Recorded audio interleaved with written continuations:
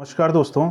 आज की वीडियो में हम स्टार्ट करेंगे यूकेपीएससी अधिशासी अधिकारी एवं कर राजस्व निरीक्षक के सिलेबस के अकॉर्डिंग जो है अर्थव्यवस्था वाला टॉपिक, इकोनॉमिक्स वाला टॉपिक हमारा आज से स्टार्ट होगा।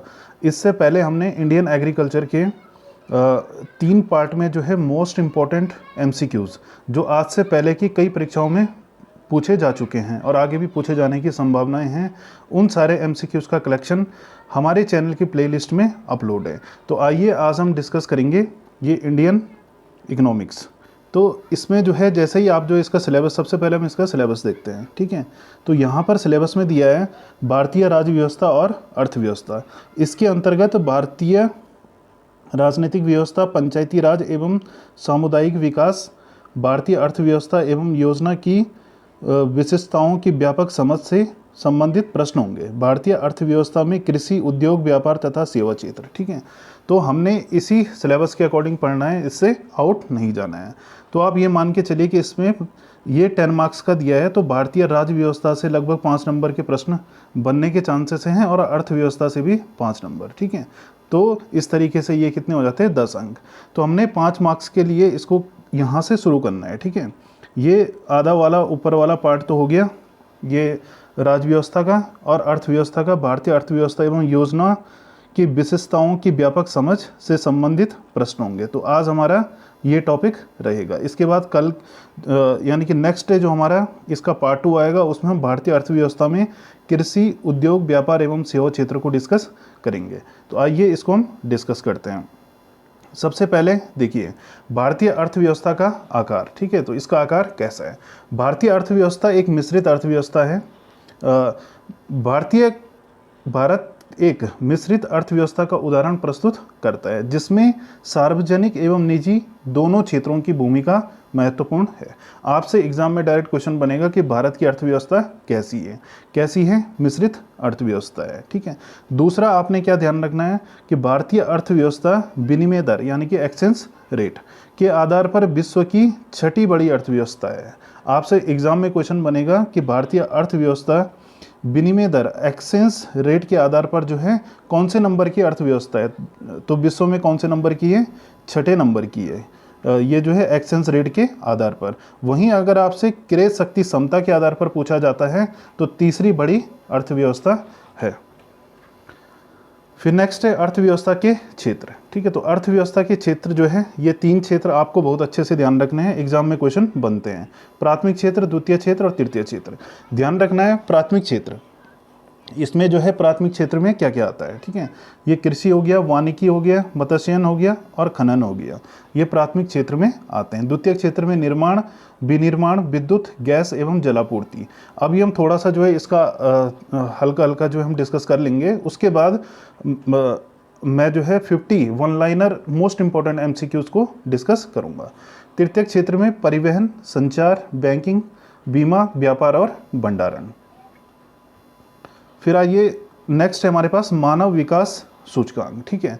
तो ये मानव विकास जो सूचकांक है एसडीआई, जिसको ह्यूमन डेवलपमेंट इंडेक्स भी कहा जाता है, ये जो है विकास के प्रमुख क्या हैं? संकेतक हैं। और इसमें जो है हमें क्या ध्यान रखना है कि ये सूचकांक की रचना जो है 3 सूचकों के आधार पर होती है। कौन कौन से वो 3 सूचक? जीवन प्रत्याशा सूचकांक, शिक्षा सूचकांक और जीवन निर्वाह का स्तर, ठीक है। आपसे एग्जाम में क्वेश्चन बनेगा कि 2022 की मानव विकास रिपोर्ट में भारत का कौन सा स्थान है, ठीक है।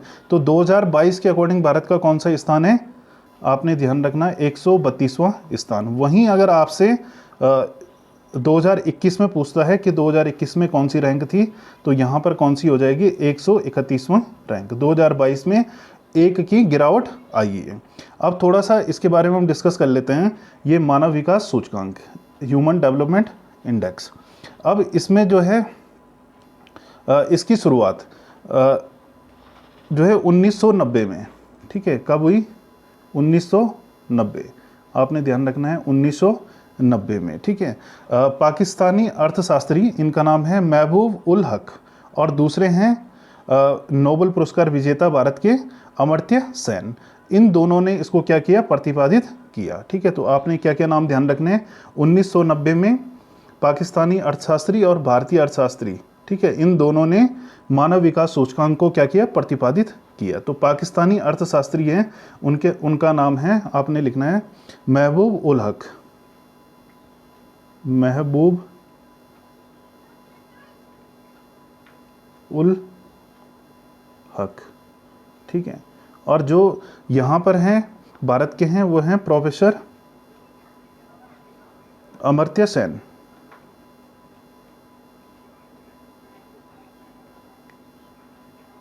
अमर्त्य सेन, ठीक है।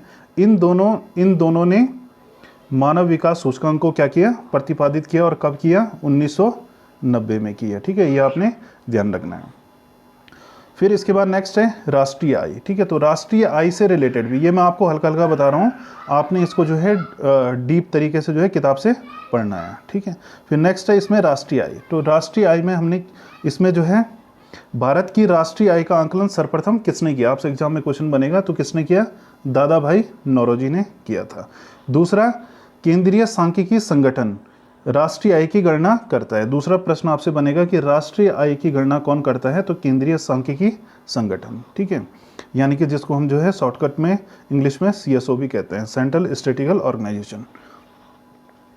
और फिर नेक्स्ट है, और ये टर्म भी आपने कुछ ध्यान रखना है, जैसे GDP हो गया, GNP हो गया, NDP हो गया, ठीक है। तो GDP का फुल फॉर्म भी कभी कभी एग्जाम में पूछ लेता है, ग्रॉस डोमेस्टिक प्रोडक्ट, जिसको हिंदी में सकल घरेलू उत्पाद कहा जाता है। दूसरा है GNP, ग्रॉस नेशनल प्रोडक्ट, ये सकल राष्ट्रीय उत्पाद। तीसरा है NDP, नेट डोमेस्टिक प्रोडक्ट, निवल घरेलू उत्पाद। और ये फॉर्मूला भी आपने ध्यान रखना है, NDP = GDP माइनस डेप्रिसिएशन, मूल्य ह्रास। फिर नेक्स्ट है, इनको डिटेल में आपने पढ़ना है किताब से। नेक्स्ट है भारत में आर्थिक नियोजन, ठीक है। तो भारत में आर्थिक नियोजन की चर्चा सर्वप्रथम किसने की, तो किसने की, सर M विश्वेश्वरैया, ठीक है। यहीं से आपके लिए एक क्वेश्चन बन गया। और 1936 में प्रकाशित अपनी पुस्तक जो है प्लान्ड इकोनॉमी फॉर इंडिया, ठीक है। अब आपसे ऐसे यहाँ से दो प्रश्न बनेंगे कि भारत में आर्थिक नियोजन की चर्चा सर्वप्रथम किसने की, सर M विश्वेश्वरैया ने। दूसरा, प्लान्ड इकोनॉमी फॉर इंडिया पुस्तक किसकी है, तो सर M विश्वेश्वरैया की है। फिर नेक्स्ट है योजना आयोग, ठीक है।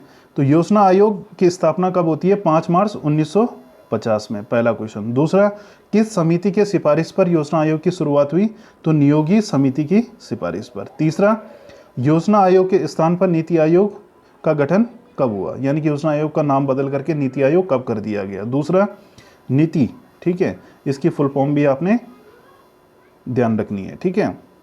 तो कब किया, 1 जनवरी 2015 को।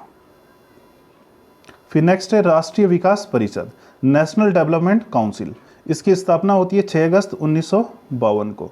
यह परिषद क्या काम करता है, यह जो है योजना आयोग के द्वारा जो बनाई गई योजनाएं हैं उनको अनुमति देता है। आपसे एग्जाम में पूछा जाएगा कि योजना आयोग के द्वारा बनाई गई योजनाओं को कौन अनुमति देता है, तो राष्ट्रीय विकास परिषद अनुमति देता है। फिर नेक्स्ट है इसमें पंचवर्षीय योजनाएं हैं, ठीक है। तो वही पंचवर्षीय योजनाएं जो है सारी आपको इसमें जो है ध्यान रहनी चाहिए एग्ज़ाम के टाइम पे। तो इसकी शुरुआत कब से होती है, पंचवर्षीय योजना की 1 अप्रैल से, ठीक है, यानी कि 1 अप्रैल 1951 से, ठीक है। आपसे एग्जाम में अगर क्वेश्चन बनेगा कि पंचवर्षीय योजना की शुरुआत कब से हुई, तो 1 अप्रैल 1951 से, ठीक है। आपने इसमें जो है जैसे कुछ चीज़ें ध्यान रखनी, जैसे पहली पंचवर्षीय योजना किस मॉडल पर आधारित थी, तो किस मॉडल पर थी, हेराल्ड डोमर मॉडल पर। दूसरी महालनोबिस मॉडल पर आधारित थी, ठीक है।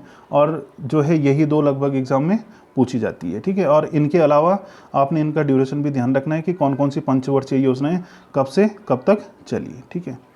फिर नेक्स्ट आगे देखते हैं निर्धनता उन्मूलन एवं विकास योजनाएं, ठीक है। इनसे संबंधित जितनी भी योजनाएं हैं, ठीक है, वो आपने सारी ध्यान रखनी है। अभी ये जो है ये इसमें आपने करंट का ज़्यादा ध्यान रखना है इसमें, ठीक है। जैसे कौन कौन से मिड डे मील योजना की शुरुआत कब हुई, इस तरीके से आपसे एग्जाम में पूछेगा, ठीक है। भारत निर्माण योजना की शुरुआत कब से हुई, मनरेगा की शुरुआत कब से हुई, ठीक है। तो इस तरीके की सारी जितनी भी योजनाएं हैं वो सारी आपने ध्यान रखनी है, जो मोस्ट इंपॉर्टेंट योजनाएं हैं।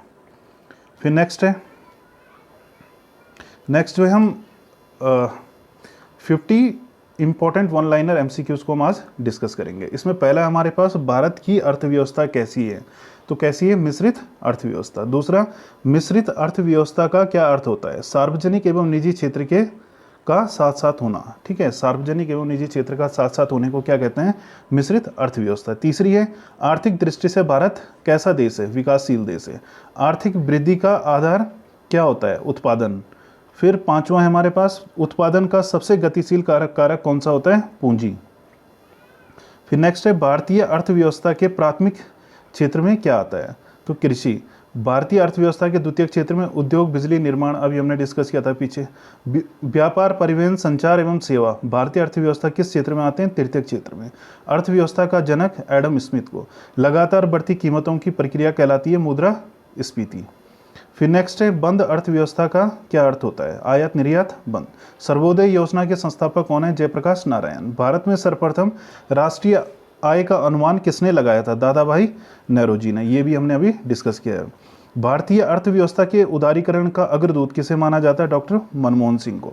भारत में मुद्रास्फीति की गणना किस पर आधारित है? थोक मूल्य सूचकांक पर। फिर नेक्स्ट है क्वेश्चन नंबर 16, भारतीय अर्थव्यवस्था में कौन से क्षेत्र की हिस्सेदारी सकल राष्ट्रीय उत्पाद से अधिक है? तृतीय क्षेत्र की। राष्ट्रीय ग्रामीण विकास संस्थान कहाँ स्थित है? हैदराबाद में। भारत की मौद्रिक नीति में कौन सी संस्था नियंत्रित करती है? मौद्रिक नीति को कौन सी संस्था नियंत्रित करती है? भारतीय रिजर्व बैंक।